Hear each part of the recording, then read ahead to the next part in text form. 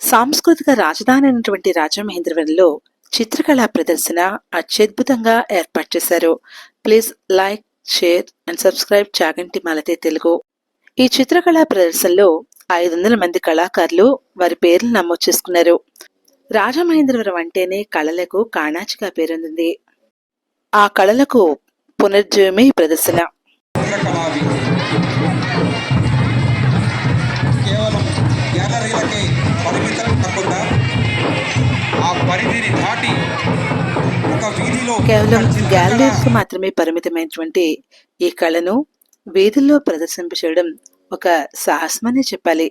ఇదిగో ఈ బొమ్మ అయితే నన్ను చాలా విపరీతంగా ఆకర్షించింది. న్యాయదేవత బొమ్మలాగా కనిపిస్తోంది, చేతిలో త్రాసుతో. ఇక్కడ ఈ ఇద్దరు పిల్లలు భలే ముద్దుగా ఉన్నాయి బొమ్మలు. శాంతంగా కూర్చున్న బుద్ధుడు. ఒకటేమిటి, అన్ని రకాల పాలరాతి విగ్రహాలు చాలా చూడముచ్చటగా ఉన్నాయి. నాట్య రీతులను, భంగిమల్ని తెలియజేస్తున్నాయి ఈ పాలరాతి విగ్రహాలు. భారతీయ నృత్యంలోనే ఒక సమ్మోహన శక్తి ఉంది. అదిగో దాన్నే ఈ బొమ్మలు మళ్లీ చూపిస్తున్నాయి మనకు. జీవం ఒట్టిపడేలా ఈ పాలరాతి విగ్రహాలను అద్భుతంగా తయారు చేశారు. గోవుతో ఆడుకోవడం చాలా విశేషంగా ఉంది. ఇదిగో ఈ శిల్పాలను తయారు చేసినటువంటి శిల్పి వీరే. మెట్రోపాలిటన్ సిటీస్, పెద్ద పెద్ద నగరాల్లో ఈ శిల్పాలను ప్రదర్శనగా ఏర్పాటు చేయడం వాళ్ళకి అలవాటుగానే ఉంది. కానీ మాలాంటి రాజమండ్రి వాసులకు మాత్రం ఇది ఒక వింతనే చెప్పాలి. పౌరాణిక పాత్రల్లో తనదైనటువంటి ముద్ర వేసుకున్నారు నందమూరి తారక రామారావు గారు. చాలా సినిమాల్లో కృష్ణుడంటే ఎన్టీఆర్ అనేటువంటి ఒక భావనను అందరికీ కలిగించారు ఆయన. రాముడి పాత్రలో కూడా ఒదిగిపోయారని చెప్పాలి. ఎంతమందికి ఇష్టం ఈ పౌరాణిక సినిమాలు? కామెంట్ బాక్స్లో మీ కామెంట్ని పోస్ట్ చేయడం మర్చిపోవద్దు. మీరిచ్చే చిన్న లైక్, మీరు మాట్లాడే కామెంట్ వల్ల చాలా ఉత్సాహాన్ని నింపుతాయి. చిత్ర. చిత్ర అనేది సంస్కృత పదం. ఇది ఋగ్వేదంలో కనిపిస్తుంది మనకి. శ్లోకాల వంటి వేద గ్రంథాల్లో కూడా కనిపిస్తుంది. చిత్ర అంటే అద్భుతమైన ప్రకాశవంతమైనటువంటి రంగులు కంటిని ఆకర్షించడం. చిత్రకారులు యోగులనే చెప్పాలి. వారు ఆ యొక్క చిత్రంలో వారు అనుకున్నటువంటి అంశాలని దర్శించి మన చేత దర్శింపచేస్తారు. ఎంత అందంగా ఉన్నాయో కదా. ఇక్కడ అత్యద్భుతమైనటువంటి క్యాన్వాస్ మీద భారతీయ సనాతనమైనటువంటి సాంప్రదాయాల్ని ప్రదర్శించడం జరిగింది. ఆర్టిస్ట్ గా ఎక్స్ప్లోర్ అవ్వడానికి ద బెస్ట్ ప్లాట్ఫామ్ అనిపించింది.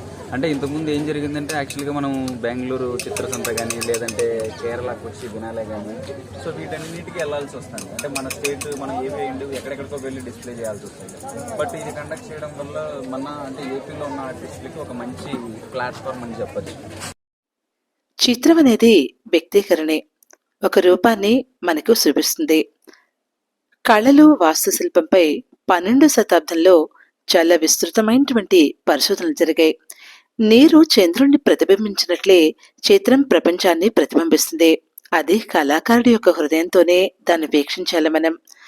ఆ అనుభూతికి పరిపుష్టిత ఆ భావంతో చూసినప్పుడే కలుగుతుంది, లేకపోతే అగమ్య భోజనం అవుతుంది. ఇక్కడ చూడండి, లేగదుడ ఎంత ముద్దొస్తోందో. దీన్ని పెన్సిల్ ఆర్ట్ అంటారట. చాలా బాగుంది కదా. మంచి పెయింటింగ్ అంటే సజీవంగా శ్వాసిస్తూ ఇదిగో ఆకర్షిస్తూ ఇదిగో ఇలా ఉండాలి. చూసారా ఎంత బాగున్నారో. పొలం పనులు చేయడానికి వచ్చినటువంటి స్త్రీలు వీరు. వీక్షకుల్ని ప్రభావితం చేస్తూ వైవిధ్యం ఉట్టిపడుతున్నటువంటి చిత్రాలు ఇవే. ఇవి వీక్షకుల యొక్క మనసుల్ని ఆకర్షిస్తాయి. ఈ పక్షిరాజు యొక్క పెయింటింగ్ గురించి అయితే నేను ఒక విషయం చెప్పాలి. ఇది వేసిన అమ్మాయి 10th క్లాస్ అవుతుంది, విజయవాడ నుంచి వచ్చింది. ఎంత బాగా వేసిందో కదా. నాకైతే చాలా చాలా నచ్చింది పెయింటింగ్. ఒక చిత్రలేఖని యొక్క ఆభరణాలు, దాని రేఖలు, నీడ, అలంకరణ అన్నీ కూడా 6వ శతాబ్దంలో మొట్టమొదటి చర్చించడం జరిగింది. విష్ణోత్తర పురాణంలో ఈ విషయాలన్నీ ఉంటాయి. కళాకారుడు దృష్టి పడాల్సినటువంటి చిత్రానికి 8 గుణాలు ఉండాలట. వీటినే లక్షణాలుగా కూడా పేర్కొనవచ్చు. చిత్రం యొక్క భంగిమ, నిష్పత్తి, లైన్ వాడకం, ఆకర్షణ, వివరాలు, వాస్తవికత ఇవన్నీ కూడా ప్రధానమైనటువంటి భూమిక పోషిస్తాయి. చిత్రకారుడు సృజనాత్మకంగా అంతర్గతంగా ఉన్నటువంటి రసశక్తిని జాగృతం చేస్తాడు. మరి వీక్షకులు ఎలా ఉండాలి? వీక్షకులకు కూడా కొన్ని లక్షణాలు ఉండాలట. చిత్రకారుడు వీక్షకుల వైవిధ్యాన్ని పరిగణలోకి తీసుకోవాలి. భారతీయ చిత్ర సాంప్రదాయం ఇదే విషయాన్ని చెబుతూ ఉంది. చిత్రలేఖనంలో చాలా అనుభవం ఉన్న నిపుణులు రేఖలు, షేడింగ్, సౌందర్య శాస్త్రం ఇవన్నీ అధ్యయనం చేస్తారు. మరి మిగిలిన సందర్శకులు ఏం చూస్తారంటే రంగుల ఉత్సాహాన్ని ఆనందిస్తారు. మహిళలైతే రూపం ఎలా ఉంది, భావ ఉద్వేగాలు ఏమైనా ఉన్నాయా, అలంకారానికి ఆకర్షణ ఉందా లేదా ఇలాంటివే గమనిస్తూ ఉంటారు. విజయవంతమైనటువంటి చిత్రకారుడు వివిధ రకాల మనసులను ఆకర్షించడానికి మొగ్గు చూపిస్తూ ఉంటారు. చిత్రలేఖనం ఒక దృశ్యకావ్యం చెప్పాలి. సౌందర్య ప్రభావం వేర్వేరు ప్రేక్షకుల్లో విభిన్న ప్రతిస్పందనలను ప్రేరేపిస్తూ ఉంటుంది. చిత్రకారుడు ఎప్పుడూ ఈ విషయాన్ని గుర్తుంచుకోవాలి. స్టాల్లో విభిన్నంగా కనిపించిన అంశం ఇది. కొబ్బరి మట్ట మీద ఒక కళారూపాన్ని ఈ చిత్రకారుడు చాలా అద్భుతంగా చిత్రించడం జరిగింది. Waste to craft. నిజంగానే ఇది దుర్వినియోగంగా ఉపయోగించేటువంటి కొబ్బరి మట్టను ఒక కళాఖండంగా తీర్చిదిద్దారు ఈ యొక్క చిత్రకారులు. కళలపై ఒక సంస్కృత గ్రంథమైనటువంటి శిల్పరత్న పెయింటింగ్ దాన్ని ఉద్దేశించినటువంటి స్థలాన్ని గురించి చాలా అత్యద్భుతంగా వివరిస్తుంది. ఉద్దేశం మాత్రమే ప్రధానమని, అక్కడ ఉన్నటువంటి స్థలాన్ని గురించి ఎక్కువగా ఆలోచించవద్దని ఈ గ్రంథం వివరిస్తుంది. ఈ గ్రంథమే శిల్పరత్న. శిల్పరత్న చెప్పినటువంటి అంశాలు ఏవైతే ఉన్నాయో ఇందులో నాకు యథాతథంగా అవే కనిపిస్తూ ఉన్నాయి. కాదేది చిత్రకళకు అనర్హ అన్న రీతిలో కొబ్బరి మట్ట మీద దీన్ని చిత్రించినటువంటి తీరు జయహో అనక తప్పదు. చిత్రకారులు మలిచినటువంటి చిత్రాలు మనస్సును స్వాప్నిక జగత్తులోకి తీసుకువెడతాయనడం అతిశయోక్తి కాదు. అది వాస్తవమైనటువంటి లోకమనే చెప్పాలి. ఈ చిత్రాలను చూస్తుంటే మీకు ఏ భావన కలుగుతుంది? కామెంట్ బాక్స్లో తప్పకుండా మీ కామెంట్ ద్వారా మీ ఒపీనియన్ తెలియచేయండి. ఈ చిత్రకళా ప్రదర్శనలో అందాల స్త్రీలు అశేషంగానే ఉన్నారు. రాకుమార్తెలు, గాయనీమణులు, నృత్యాంగనలు ఒకరేమిటి అందరూ అద్భుతమైనటువంటి సౌందర్య రాశులే. పూర్వం చిత్రాలు ఎలా నిర్మించేవారో తెలుసా? గుహల గోడలకు మట్టి లాభా వేసి దాని మీద పల్చగా సున్నం పూసి ఆ పూతపై తడి ఆరకముందే చిత్రాలను వేసేవారట. జవహర్లాల్ నెహ్రూ అజంతా గుహల గురించి ఒక స్వప్నిక జగత్తులోకి వెళ్ళినట్టుగా ఉందని ఒక భావనను వ్యక్తపరిచారు. ఇందుకే అజంతా గుహలు ఎప్పుడైనా చూసారా? చిత్రాల వివరణ.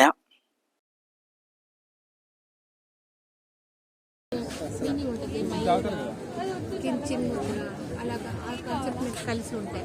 ఒక దండలాగా ఫామ్ అవుతుందా ఆ కాన్సెప్ట్ మీద తీసుకున్నది. అంటే 108 శివుడిని పెయింటింగ్ చేసాము. అందులో అది ఒక కాన్సెప్ట్. అవే ఇక్కడ గ్రీటింగ్స్ లాగా పెట్టాము.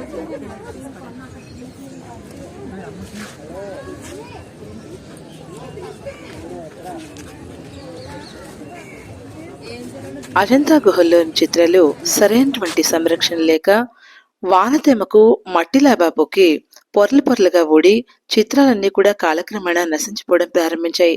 కాలగతి వల్ల కొన్ని చిత్రాలు పోగా గుహల్లో అప్పుడు తలదాంచుకుంటున్నటువంటి బందిపోటు దొంగల పొగకు మరికొన్ని మసిపోరిపోయాయి. ఆ తరువాత కొన్ని బొమ్మలపై పేర్లను కొందరు ఆకతాయిలు రాయడం వల్ల చిత్రాలు పూర్తిగా శిథిలావస్థకు చేరుకున్నాయని చెప్పచ్చు. అయితే చిత్రాలను ఒకసారి చూసిన మేజర్ గిల్ 30 సంవత్సరాల పాటు ఎంతో శ్రమపడి ఎన్నో చిత్రాలను కాపీ చేసుకున్నారు. వాటిలో చాలా భాగం 1866లో లండన్లోని క్రిస్టల్ ప్యాలెస్లో అగ్ని ప్రమాదం సంభవించినప్పుడు దగ్ధమైపోవడం జరిగింది. కాబట్టి సాంస్కృతిక సంపద అయినటువంటి వాటిని సంరక్షించుకోవాల్సిన బాధ్యత మన అందరిపైన ఉంది. ఈ స్టాల్లో తోలు బొమ్మలు చాలా అందంగా ఏర్పాటు చేశారు. ఎంత బాగున్నాయో! మీలో తోలుబొమ్మలట ఎంతమంది చూశారు? ఇగో ఇవి శ్రేష్టమైనటువంటి కర్రను ఉపయోగించి తయారు చేసినటువంటి పిల్లలు ఆడుకునేటువంటి చెక్క బొమ్మలు. ఈ రోజుల్లో ప్లాస్టిక్‌తో నిండిపోతోంది జగమంతా.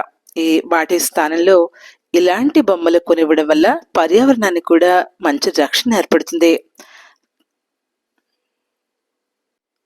ఒక 10, 15 ఏళ్ల క్రితం పెద్దలు పిల్లలకి ఇలాంటి బొమ్మలే కొనిచ్చేవారు. ఈ స్టాల్‌లో లైట్లు పెట్టుకున్నటువంటి స్టాండ్స్ చాలా బాగున్నాయి. అందరూ విపరీతంగా కొన్నారనే చెప్పొచ్చు. అందరికీ బాగా నచ్చాయి. అందుబాటు ధరలోనే ఉన్నాయి.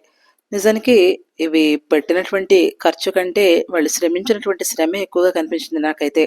ఎందుకంటే ఇవన్నీ కూడా హ్యాండ్‌మేడ్ కదా! ఈ హ్యాండ్‌మేడ్ వస్తువులు చాలా కష్టపడితే గాని వాళ్ళకి రావు. ఈ స్టాల్ అయితే నన్ను విపరీతంగా ఆకర్షించిందనే చెప్పాలి. చిత్రకళా ప్రదర్శన అంతా కూడా ఎండ తగలకుండా పెద్ద పెద్ద చలువ పందిళ్ళ లంచు వేశారు. చాలామంది జనం అయితే వచ్చారు. అందరూ విశేషంగా ఆనందించారనే చెప్పాలి. ఎందుకంటే రూపాయి టికెట్ కూడా లేదు. చక్కగా కళాఖండాలని వీక్షించి ఆనందాన్ని నింపుకుంటున్నారు. కొందరు సెల్ ఫోన్లో బంధిస్తున్నారు. ఇదిగో గిడుగు రామ్మూర్తి గారు తెలుగు భాషకు ఎనలేని సేవ చేశారు. వీరి జన్మదినాన్ని తెలుగు భాషా దినోత్సవంగా జరుపుకుంటున్నాం. కృష్ణయ్య ముద్దులోకితో కనిపిస్తున్నాడు. సర్వేపల్లి వారు, గాంధీ గారు, మేధావి రామానుజన్ గారు అందరూ ఉన్నారు ఇక్కడ. ఈ మధ్యన ఈ కళ్యాణ ఘట్టం చాలా మంది ఇళ్లలో పెట్టుకుంటున్నారు. దీన్నే కళాఖండంగా మలిచారు ఇక్కడ.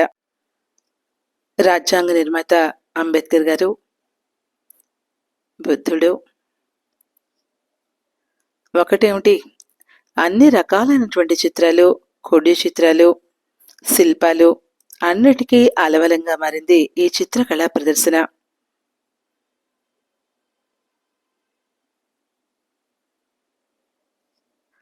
పొద్దున వేళ అందరూ కళాశాల విద్యార్థులతో ఈ ప్రాంగణం అంతా నిండిపోయింది.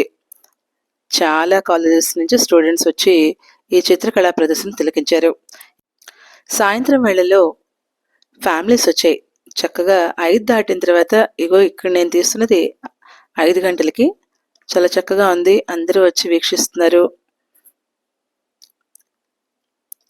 దీంతోనైనా పిల్లల్లో చిత్రకళ నైపుణ్యం పట్ల అవగాహన కలిగి ప్రయత్నం చేస్తారని భావిద్దాం.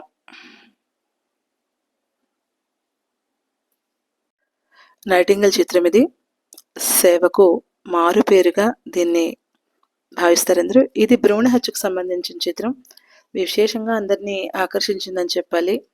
ఇది భ్రూణ హత్యని విత్తనం వేసేటువంటి చెట్టుతో పోల్చడం జరిగింది. అంటే విత్తు భ్రూణ హత్య 2 ఒకటే. దాన్ని చేయవద్దు, దీన్ని చేయవద్దు అనేటువంటి సింబాలిక్గా దీన్ని పెయింట్ చేశారు. చాలా బాగుంది ఇది. డౌరీ గురించి సంబంధించినటువంటి చిత్రం ఇది. వరకట్నం వల్ల ఇప్పటికీ ఎంతమంది బలైపోతున్నారో ఈ చిత్రం దానికి తార్కాణంగా ఉంది. ఇది నిర్మించింది స్వయంగా ఒక సైనిక అధికారి. ఆయన చిత్రకళలో ప్రవేశం ఉండటం వల్ల ఈ చిత్రాలను, సైనిక జీవితాన్ని ఇక్కడ మనకి చిత్రాల రూపంలో అందించడం జరిగింది. భరతమాత యొక్క విశేష అంశాన్ని కూడా ఈ చిత్రాల్లో సైనిక అధికారి పొందుపరిచారు.